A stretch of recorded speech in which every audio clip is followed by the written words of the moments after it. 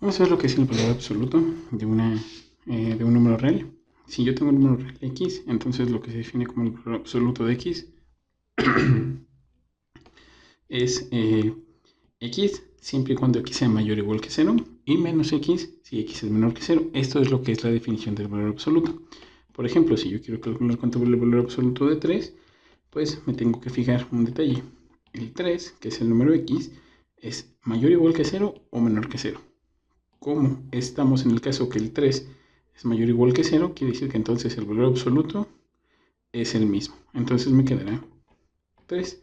En cambio, si yo quiero calcular el valor absoluto de menos 3, ¿qué será? Pues en este caso el menos 3 es mayor o igual que 0. No, es claramente menor que 0.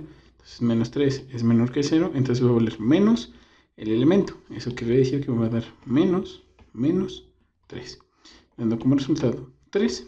Y de ahí que se tenga la idea que no importa el número que yo ponga dentro del valor absoluto, su valor absoluto siempre es el número positivo.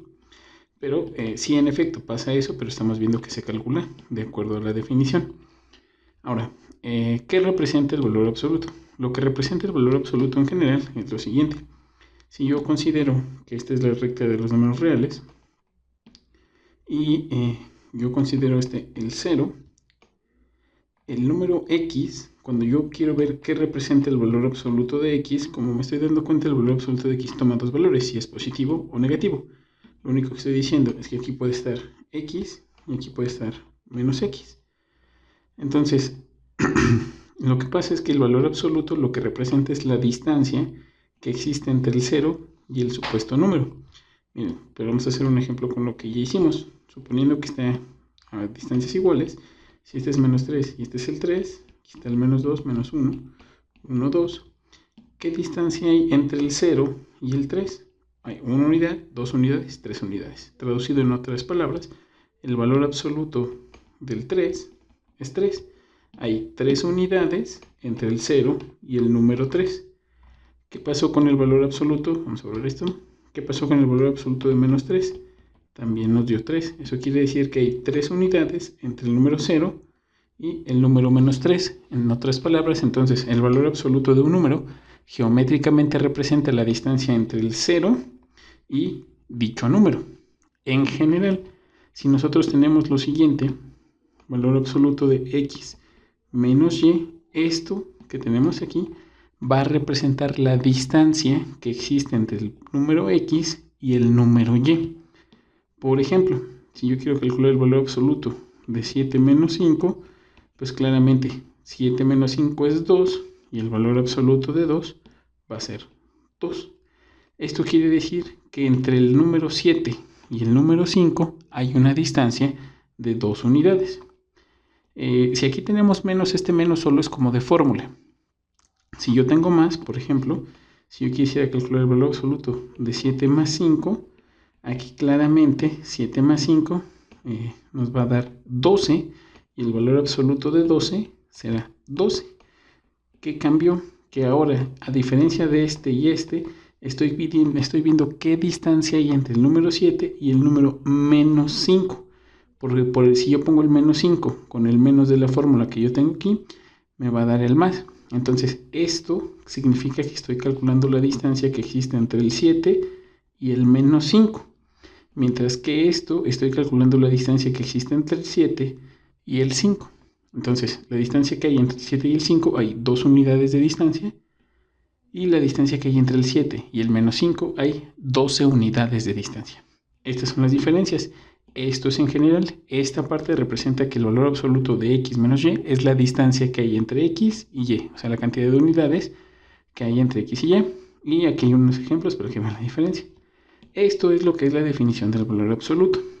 Este valor absoluto tiene algunas propiedades que las voy a ver a continuación, que me van a ser útiles para lo que nosotros requerimos en la materia. Vamos por ellas.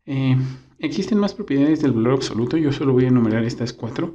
Existen muchísimas más, pero como esta parte introductoria solamente me voy a enfocar en ellas y básicamente me voy a enfocar en las dos últimas. Las dos primeras solo es para que nunca se nos olvide. La primera de ellas nos dice que el valor absoluto de x siempre es mayor que 0, siempre que sea distinto de 0. Esto es más o menos obvio porque dijimos que el valor absoluto es una distancia.